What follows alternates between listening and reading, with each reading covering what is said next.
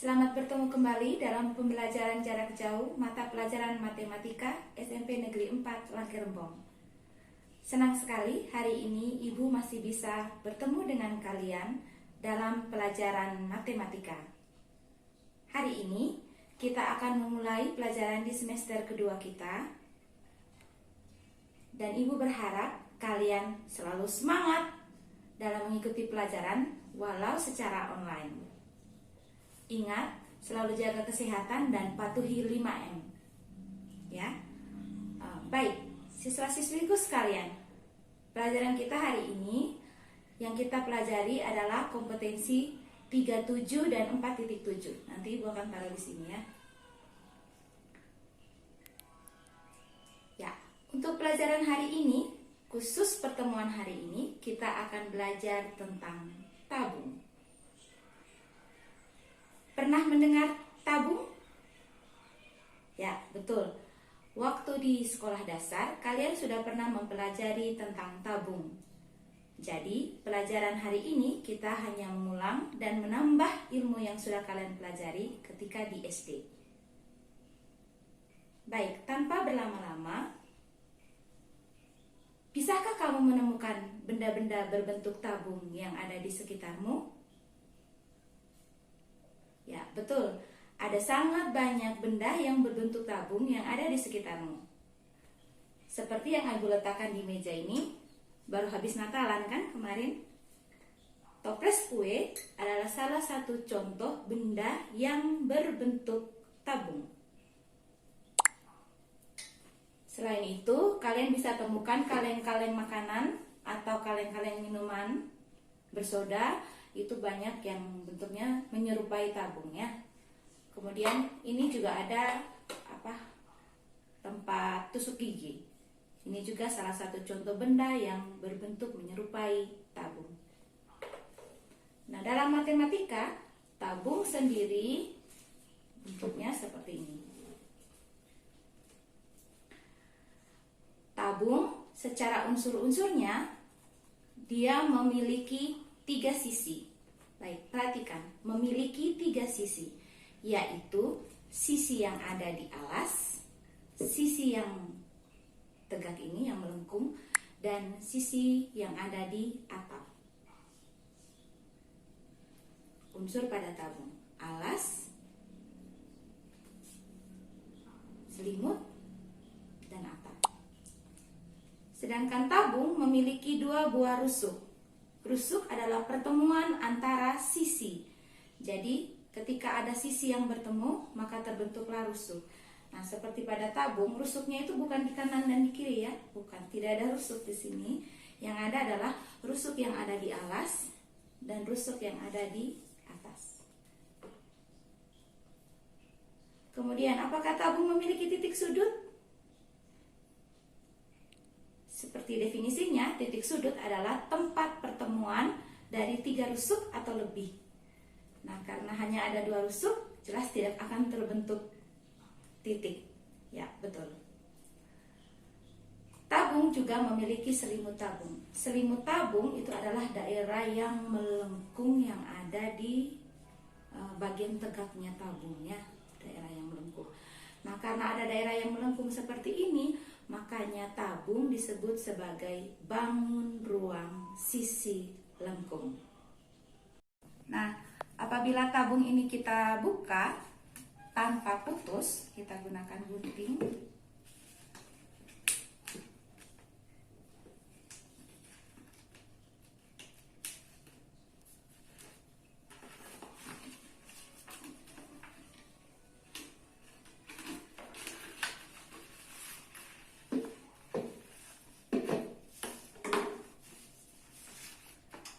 Maka akan terbentuk yang namanya jaring-jaring tabung. Betul. Ini ya. Nah, anak-anakku sekalian biasanya menemukan jaring-jaring tabung yang bentuknya cukup berbeda kan? Nah, tidak apa-apa, karena memang di guntingnya jaring-jaring itu tidak boleh terputus. Jadi letak lingkaran ini tidak harus selalu lurus ya, bisa di mana saja. Yang penting dia berada di bagian atas persegi panjang, bagian panjang persegi panjang, dan di bagian bawah. Baik, berdasarkan jaring-jaring tabung ini, terlihat nyata sekali bahwa tabung itu memiliki 3 sisi, yaitu sisi alas dan sisi atap yang kongruen. Masih ingat kongruen? Ya, kongruen artinya sama dan sebangun atau sama persis. Dan sisi yang namanya selimut tabung yang ternyata berbentuk persegi panjang. Nah, persegi panjang ini kalau kita gulung, ini dia akan menjadi sisi yang melengkung tanpa rusuk dengan ukuran alas dan atas yang kongruen. Oke? Nah, dari jaring-jaring tabung ini, maka kalian akan menemukan rumus luas permukaan tabung.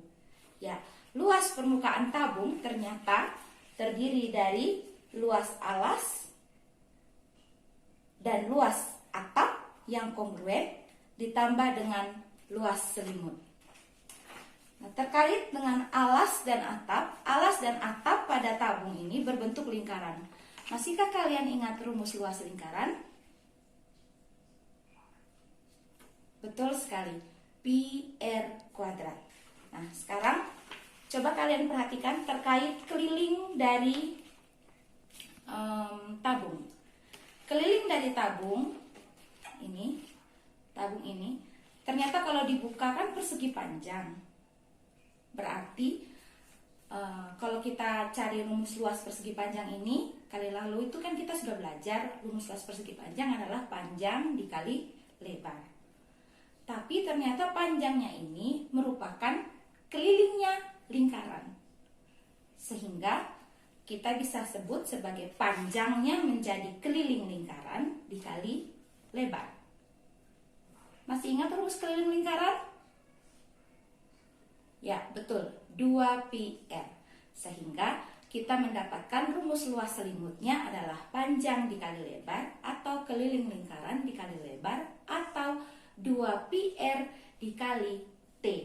T itu adalah tinggi tabung dari alas sampai ke atap. Untuk memahami materi ini, mari kita kerjakan contoh soal berikut ini. Kembali lagi ke luas permukaan tabung tadi. Nah, tabung jika kita rebahkan maka kita akan peroleh jaring-jaring tabung. Nah, yang seperti ini jaring-jaring tabung yang paling umum kita temui. Terdiri dari alas yang berbentuk lingkaran, atap yang berbentuk lingkaran, dan selimut tabung yang berbentuk persegi panjang. Sehingga kita peroleh rumus luas permukaan tabung adalah luas alas ditambah luas atap ditambah luas selimut. Nah, karena alas dan atap kongruen, maka luas permukaan tabung menjadi 2 kali luas alas ditambah luas selimut. Karena alasnya berbentuk lingkaran, maka rumusnya kembali diturunkan menjadi 2 kali luas lingkaran ditambah, nah selimut tadi kan merupakan persegi panjang yang terdiri dari keliling lingkaran dikali tinggi tabung. Jadi luas selimut itu sendiri rumusnya keliling alas dikali tinggi tabung. Nah, dari situ kalau diturunkan menjadi 2 kali πr kuadrat ditambah 2 πr dikali T. T itu tinggi tabung. Nah, karena perkalian maka jadi hasilnya 2 πr kuadrat ditambah 2 πrt sama-sama 2 πr, keluarkan 2 πr-nya, jadi menjadi 2 πr dikali R ditambah T. Ini menjadi rumus luas permukaan tabung. Tetapi sebenarnya rumus luas permukaan tabung jangan hanya hafal yang satu terakhir ini saja, tapi sebaiknya hafal yang ini, yang ibu tanda panahkan ini ya.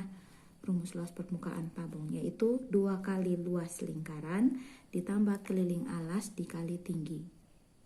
Nah, kenapa seperti itu?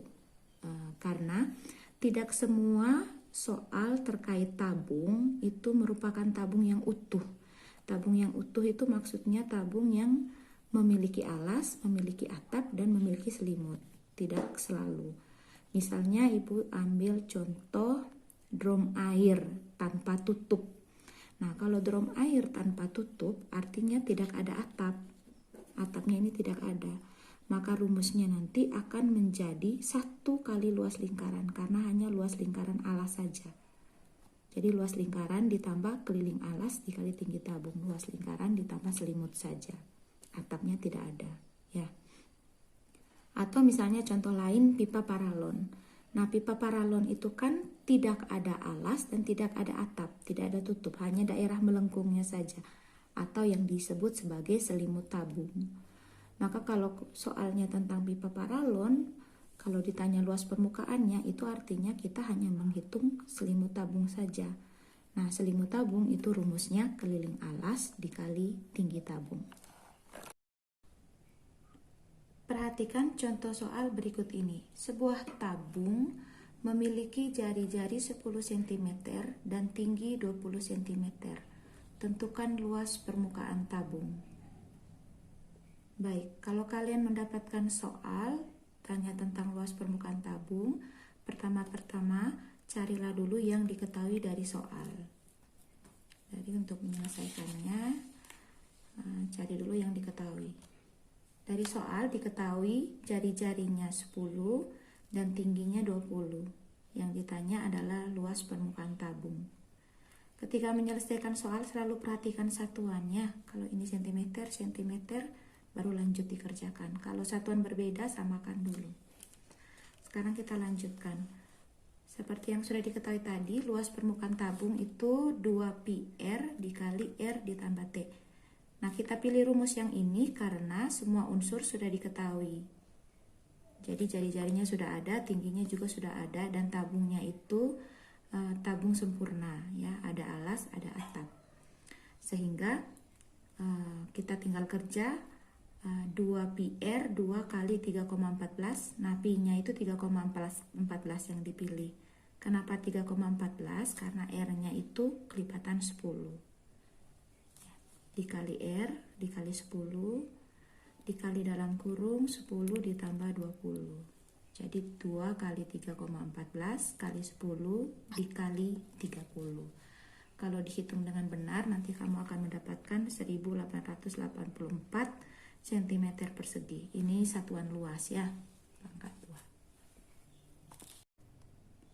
Contoh lainnya kita lihat pada contoh 2. Sebuah pabrik akan memproduksi 10.000 batang paralon yang panjangnya per batang 4 meter dan diameternya 7 cm. Paralon tersebut terbuat dari PVC. Berapakah luas seluruh paralon yang diproduksi? Baik, ini tadi kejadian yang namanya pipa paralon, seperti yang Ibu bilang tadi.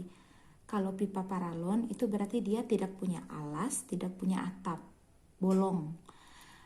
Nah, karena tidak punya alas, tidak punya atap, berarti yang kita hitung hanya selimut dari tabung, selimut dari paralon. Nah, untuk menyelesaikannya kita cari dulu yang diketahui. Baik. Yang diketahui dari soal adalah banyak paralon yang mau dibuat sebanyak 10.000 batang.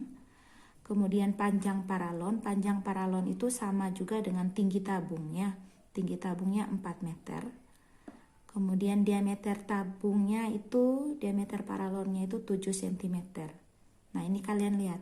Ini satuannya yang di atas meter, panjang paralonnya meter, yang diameter paralonnya tadi 7 cm. Karena beda satuan, jadi samakan dulu satuannya. Boleh ke sentimeter, boleh sama-samakan ke meter. Nah, untuk kejadian yang ini tadi disamakan ke meter. Jadi diameter paralonnya 0,07 meter. Yang ditanya sekarang adalah luas seluruh paralon yang diproduksi. Nah, untuk menghitung berapa banyak paralon yang diproduksi berarti sama dengan kita berhitung luas selimut dikali 10.000. Luas selimut dari tabung dikali 10.000 karena paralon yang diproduksi sebanyak 10.000. Sehingga luas seluruh paralon itu sama dengan luas selimut tabung dikali banyaknya paralon. Nah, karena rumus luas selimut adalah 2πRT dikali 10.000. Nah, sekarang menjadi 2 dikali pi-nya diambil 22/7 kali R-nya. Karena ini yang diketahui diameter, berarti jari-jarinya itu sama dengan dibagi 2, ya. Ini. Kalau ini diameter, maka jari-jarinya sama dengan 0,07/2. Nah, angka ini yang diambil taruh di sini. Lalu dikali dengan tinggi tabung tadi 4 meter dikali 10.000. Nah, cara berhitung yang sederhananya ini pakai dicoret ya, supaya cepat. Ini dengan ini, kemudian 7 dengan 7 ini 20 dengan 20 di sini. Jadi tinggal 22 dikali 4, 88, jangan lupa 20 yang di belakang. Maka kita dapat luas seluruh paralon 8.800 meter persegi. Nah, demikian pelajaran kita hari ini terkait tabung, khususnya luas permukaan tabung. Semoga pelajaran hari ini dapat bermanfaat bagi kalian. Jangan lupa unduh tugas yang harus kalian kerjakan di rumah dan kumpulkan setiap hari Sabtu. Sampai jumpa.